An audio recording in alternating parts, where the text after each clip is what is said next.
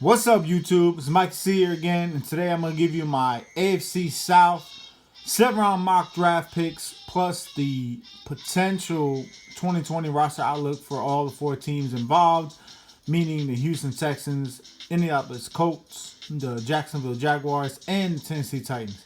Before I get to that, of course, everybody, please be safe. I hope you guys are doing what you can, take all the precautions that you can. I'm doing what I can. My family is doing what we can, best we can. For those that ain't working, just hold on in there. And of course, just if you can, don't forget to like and subscribe. All right. So let's go ahead and get into this. Here are the draft picks for the 7 rounds. The Texans, they had 7 picks in the 7 rounds. Obviously, through trades, they didn't have a first rounder, but they did end up acquiring a 2nd-round pick with due to that ridiculous trade with the Cardinals. So, in this mock draft, I have them taking Neville Gallimore, one of the fastest, if not the fastest, defensive lineman coming out in a while.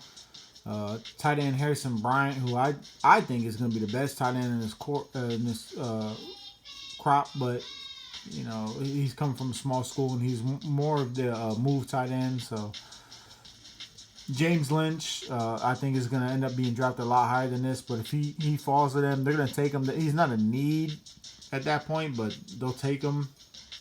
And then Tremaine Ankran, he can play all over the board. So, and then they fill in some other needs with their draft picks that they have in my mock draft. The Colts, I think, are going to be a huge winner. Chase Claypool, I think, is going to end up being one of the best wide receivers in this draft outside the top 3. Jacob Eason can easily ride the bench for a year or two behind Phillip Rivers and even Jacoby Brissett and end up being a pretty solid quarterback. Jeremy Chin probably could be gone in the 1st round, but if he's there for the Colts, line him up next to Malik Hooker, that can be very dangerous tandem tight end safety for a couple years. Jason Strowbridge is a sleeper in my eyes. He can play all over that front 4. James Prochet is a sleeper wide receiver. So I think that the Colts are going to end up having a decent draft if this is the way the board falls for them. Then we have the Jaguars. They had so many picks. Jerry Jeudy, if they get him at 9, will solve any issue they have, no matter what quarterback they put out there next year, whether it be Gardner Minshew or somebody they end up signing, a la Cam Newton, Jameis Winston, whatever.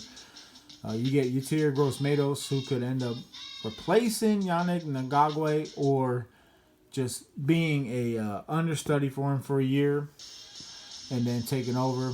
Jeff Gladney could be a 1st-round defensive back. Leki Fotu, a stout defensive lineman to replace possibly Calais Campbell.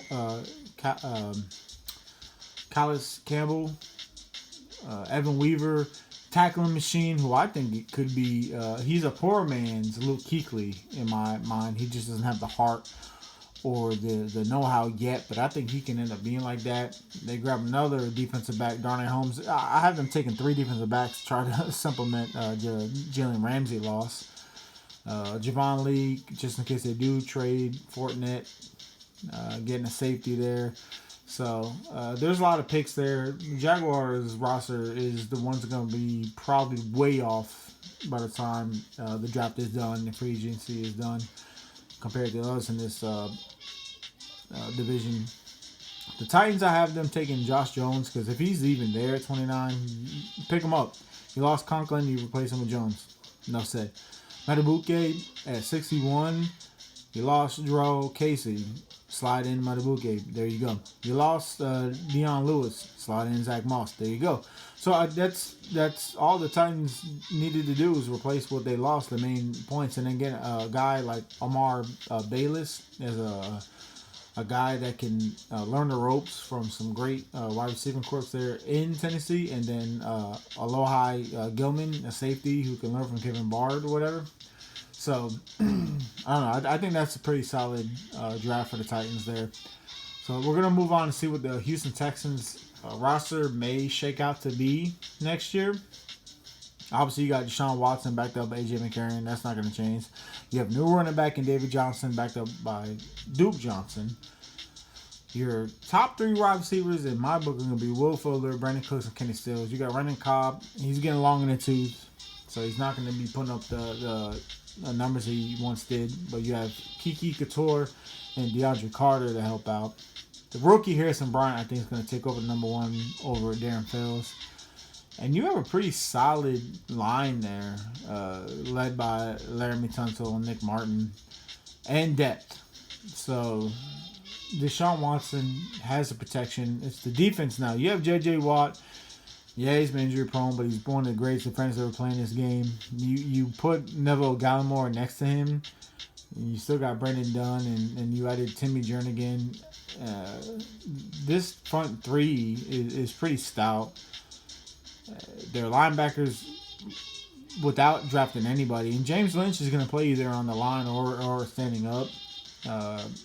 Zach Cunningham and Bernardrick McKinney are one of the best inside linebackers. And they're like 1 and 1A. I mean, they can be a number 1 inside linebacker in any team they choose to be. So, and then their secondary, getting Garon Conley cheap to go on Bradley Robbie and still have Lonnie Johnson and Vernon Hargreaves there. They're just, this team is deep. I'm not a huge fan of Bill O'Brien, and he's suspect. Obviously, he's not a great GM, but maybe he is a great GM. So let's see what happens after this year. You lost, arguably one of the top 5 or 3 wide receivers in the game, but you countered it with Brandon Cooks. So I don't know. I'm interested to see how the Texans do this year. I don't think they're going to outright win the division like in previous years, but we'll see. It's a team to watch for sure. It's going to be fun. As long as Watson's healthy, this team's always going to be fun. Now we have the Colts here. You got Phillip Rivers taking over for a year or 2. Brissett's going to sit there next year, but you have Jacob Eason coming in possibly as a future starting quarterback. Marlon Mack is the number 1 running back here. Naheem Hines, great replacement for him, especially on third downs. They were lacking some wide receiver help. T.Y. Hilton is a beast. Now they're getting a true beast in Chase Claypool next to him, as long as with some depth in Zach Pascal and Paris Campbell, maybe even James Prochet. Jack Doyle has emerged as a number 1 tight end in this league out of Western Kentucky, so I'm looking forward to him replacing Eric Ebron. And their O-line is arguably, if not the best. Ryan Kelly, Quentin Nelson are the best, I think, number 1 and number 1 at their position. Costanzo did contemplate retirement, but he's still there. And Braden Smith could easily take over for him next year or stay on the right side and be replaced by maybe a tackle they draft next year. I don't know. But their defense, they added DeForest Buckner to a defense that's already scary. Tackling machines everywhere. You're not going to get extra yards with this defense. Between Darius Leonard, Bobby Okereke, Malik Hooker, Kari Willis, this team is set. They're going to give Houston a huge problem this year. Especially if Phillip Rivers can just manage the team like a Brad Johnson type, like back when the Bucs won. Because I think this defense is a top 3. So watch out for the Colts being a player when it comes to Super Bowl season. Next up, the Jacksonville Jaguars. Where they're going, I don't know. But they have talent up and down this roster. So are they going to trade Fortnite? Are they going to sign Winston or Cam Newton? Do they end up drafting Jerry Jeudy, put him next to DJ Chark and D.D. Westbrook? Tyler Eifert, let's see if his injuries are behind him. The offensive line is solid. There's not too many excuses for this team. If this team doesn't at least challenge for the top seed in the AFC South, it's either ownership or coaches' problems in my mind. offense is gonna. I like Minshew. I don't think they need to get another quarterback. I think what they have in place under the right tutelage and play calling, I think this team can be very solid. And then you found a stud in Josh Allen last year. You signed Rodney Gutner. If Yannick Ngakwe can stay with this team, and that front seven can be very scary. Your secondary now, losing Jalen Ramsey, Trey Herndon is pretty good. Rashawn Melvin is solid, but you don't truly have a number one lockdown corner. Jeff Gladney, maybe he can be that. Miles Jack, great linebacker. Joe Schobert got a deal from Cleveland because he put up some numbers, but there's depth there. But I just don't. I don't know if this team's going to be able to stop explosive offenses like a KC or any other team that's going to put up a lot of big numbers. So, and then try to come back with it. I don't know. So, this is going to be a interesting year for them. If they end up being 8-8, I called it now because that's probably where I see them going. Then we got the Titans. Almost into the Super Bowl with this roster, basically what you see on paper, minus a couple of rookies. Tannehill, where's some magic? Mariota's gone. Derrick Henry, MVP of this team. Zach Moss now is a backup. A.J. Brown, wow. He is going to be a top 5-10 wide receiver next year. Corey Davis hasn't done what he should have as a 5th overall pick, but he's a great number 2. Jonas Smith, solid. Not a number 1 tight end, but he's solid.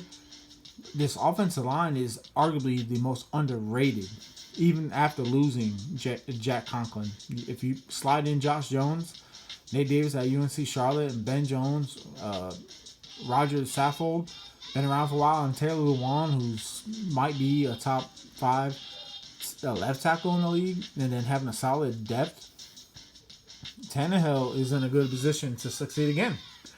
And then you're going to get a full season out of your number 1 draft pick from 2019 and Jeffrey Simmons, and possibly have Justin Matabuke slide in for Drell Casey, who's getting long in it too, so you get something for him. You sign Vic Beasley. You have Rashaan Evans, who is going to end up being one of the best inside linebackers in the game. Malcolm Butler, Adoree Jackson are on their way. Vaccaro's been around. Byard's been around. You have depth, and you have great coaching. Tennessee, this division a couple years ago was all about the Colts and Peyton Manning. The past couple years has been Houston. Now, I really feel like it's anybody's game. And I love the Titans roster. I love the Texans quarterback. I love the depth on Jacksonville. And I like the potential for the Colts. So, it'd be so funny to say all of them go 8-8, which is not possible because it just ain't going to happen. But this division is going to be, I think, the black and blue division of the old, back when the Buccaneers were with the NFC North, when it was the Vikings, the Packers, the Bears, and the Lions, and the Bucs were there. This is going to be the black and blue division now, and it's the AFC South, and they're going to hit the turf running or the grass running, and I'm looking forward to the football season this year, and I think this division is going to be the most fun to watch. So, in the next day or so, I'm going to put up the NFC North next year, which is the old black and blue minus the Bucs. I hope everybody is safe. I mean, this is, just scary times. It's a scary, crazy world out there. But I appreciate everybody that does. Give me the love, show me the love, subscribe and all that. I would love to read some comments. Ask me to do a video because I have ridiculous knowledge on back drafts. And after this draft is over, after the weekend, I am going to do some remocks and of my own. So if you have a year of a draft that you want me to do, I'll definitely do. So Much love to everybody. Just be safe, please.